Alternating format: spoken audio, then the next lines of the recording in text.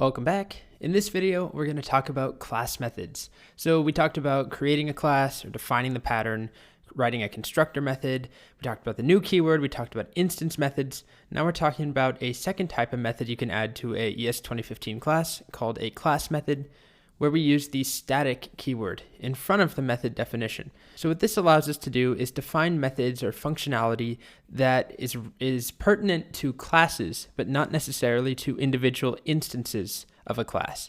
So this is actually not that common, and most of what we do in this course is going to be around instance methods for our data structures. But if we go to the docs on MDN again, I like this explanation. The static keyword defines a static method for a class. Static methods are called without instantiating their class and cannot be called through a class instance. They're often used to create utility functions for an application. So the example that I added here, which is not a complete method, by the way, I didn't write the actual functionality, but the idea is that we could have a method called enroll students, and this is a class method. You could pass in multiple students in an array, for example, like we have down here.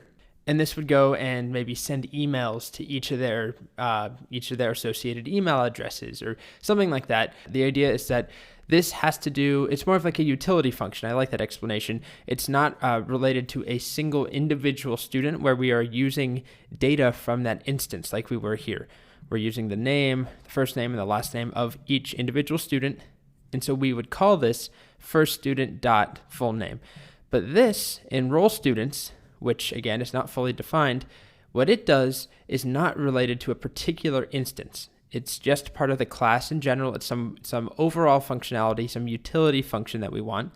And the way we call that is student with a capital S. So back here in our code, if I try and add a class method down here, we'll call one enroll students, which is fine, but we're not going to actually enroll any students. We're just going to return a string, enrolling students. Oh boy. Okay. So just the most basic possible class method here. And what I want to show is that if we instantiate these first student, I can't call first student dot, what do we call it, enroll students. Oh, I use a capital E, which I did not mean to do, but either way, it's not going to work. I need to do student dot enroll students, and I need parens, and now we can execute that method. So this is functionality that is not relevant to an individual instance, but we still want it as part of the student class. It has to do with students in some way, or it's a helper method, a utility method. And with students, it's kind of hard to show an actual example that makes sense. So I actually have a second example here. This is one that I took from the documentation on MDN. So we have a class called point. So imagine a point on a Cartesian plane, an XY coordinate, basically. And if we're working in this coordinate system, each point has an X value and a Y. So we can initialize new ones down here, 5, 5, 10, 10. But then there's some utility method that we want, like distance, calculating the distance between 2 points, which it's been a while, probably for me, definitely for some of you, probably since you've had to use this, or maybe you never learned it. There's a distance formula where this is the math you need to do to figure out the point between two, or the distance between 2 points, which has to do with forming a right triangle and the hypotenuse of that triangle. Anyway, let's not go into it. But this is the math for it. So you could make this into a class method. It doesn't make sense to have the distance method be on an individual instance. So for example, I'm going to run this. So I have P1 and P2. If I wanted to find the distance between P1 and P2, rather than putting, how would I do that? P1 dot distance, and then I pass in P2. I mean, that could work. You could implement it that way. But this is more a utility function, so we make it a class method. So instead, I'm going to call point, capital P point, dot distance, and then I pass in P1 and P2. And this is the distance between the two. Does that make sense? Why you would maybe organize it this way? Of course, all of object-oriented programming, all of everything we're doing with this class syntax, it's just about making things organized better or easier to understand and more logical. So that's pretty much it to class methods.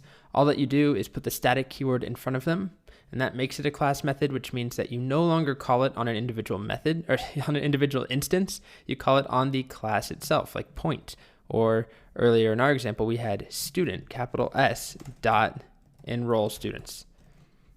Okay, versus instance methods you call on an individual instance like second student or P1 dot, well, we don't have any instance methods in this example, but if we did, we would call them on P1 or P2 and so on. So as I mentioned earlier, this is how we'll be using classes ourselves. We'll mainly be defining a class, some data structure, class binary search tree, class doubly linked list. Inside of it, we'll have our constructor, all the default values or the initial properties we need our singly linked list or our binary search tree to have. And then we'll have a bunch of instance methods, as I showed in the last video. Some of these data structures we'll look at might have 10 different methods that we define. And it's going to be pretty rare that we're going to use any static methods, but I felt that this would be incomplete if I didn't at least explain their existence. If I only mentioned instance methods, it would be disingenuous. That's not the right word. It would be incomplete of me. So I needed to show that they exist. But most of what we're going to do is going to follow this pattern: class data structure, whatever it's called, our constructor, and then a bunch of instance methods that make it all work. And lastly, remember that the keyword this behaves a bit different than normal. If there is a normal, it always behaves differently. But the way that it behaves inside of ES 2015 classes is that inside of any instance method or the constructor, the keyword this refers to the object created from that individual class, the actual instance. And we've already mentioned that, but I just put a slide in here just to make that extra clear. So to recap everything here, classes are blueprints that when created make objects known as instances. Classes are created or instantiated with the new keyword. The constructor function is a special function that gets run when the class is instantiated. When you run new student, the student constructor is run. Instance methods can be added to classes similar to methods and objects, and class methods can be added with a static keyword. All right, now that we get all of that out of the way, now we can look forward to actually diving into our first data structure. We're going to start off with singly linked lists. So that's up next. We'll be defining our first class. See you then.